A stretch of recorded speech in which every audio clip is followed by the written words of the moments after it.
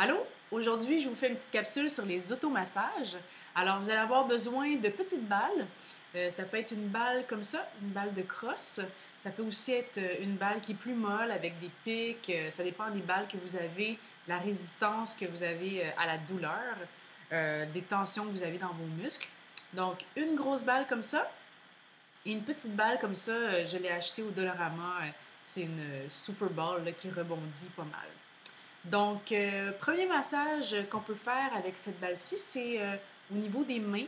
Si vous travaillez beaucoup à l'ordinateur et que vous avez toujours les mains crispées, tendues, si vous avez tendance à faire des tendinites de coudes, d'épaules, ça c'est vraiment un bon massage pour vous. Donc, le premier massage que je fais, c'est que je mets la balle sur le bureau et puis là, je fais une pression avec ma main sur la balle et puis je passe entre le pouce et l'index à peu près une dizaine de fois. Ensuite, entre l'index et le majeur, entre le majeur et l'annulaire, et la même chose avec l'auriculaire, entre l'auriculaire et l'annulaire. Donc, je fais ça une dizaine de fois, puis ensuite, je fais des grands cercles avec toute ma main, toujours en appui sur le bureau, sur une surface dure. Donc, une dizaine de fois d'un côté, une dizaine de fois de l'autre côté. Et évidemment, je fais toujours l'autre main. Si vous voulez comparer les deux mains entre les deux côtés, vous pouvez vous mettre à quatre pattes puis voir la différence de sensation que vous avez entre vos deux mains. Donc ça, c'est le premier massage qu'on peut faire. Ça, je vous le recommande grandement. Ça fait vraiment du bien.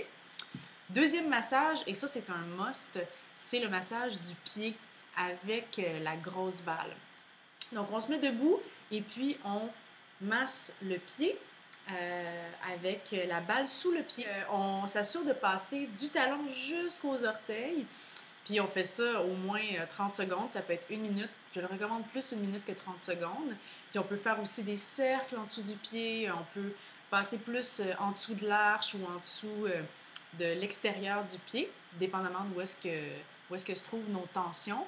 Ça fait vraiment beaucoup, beaucoup de bien, surtout pour des gens qui ont des hyperlordoses, qui ont le dos tendu. Là, ça va aller chercher les tensions jusqu'en dessous du pied.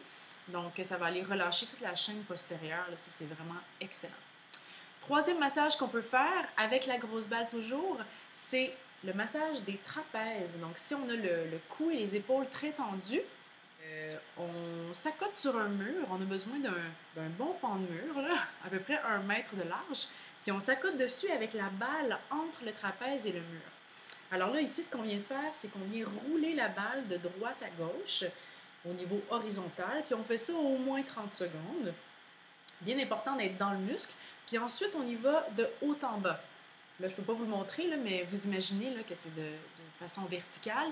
Et c'est super important de rouler entre l'omoplate et la colonne vertébrale. Donc, on ne veut jamais rouler sur les vertèbres de la colonne. C'est plus fragile.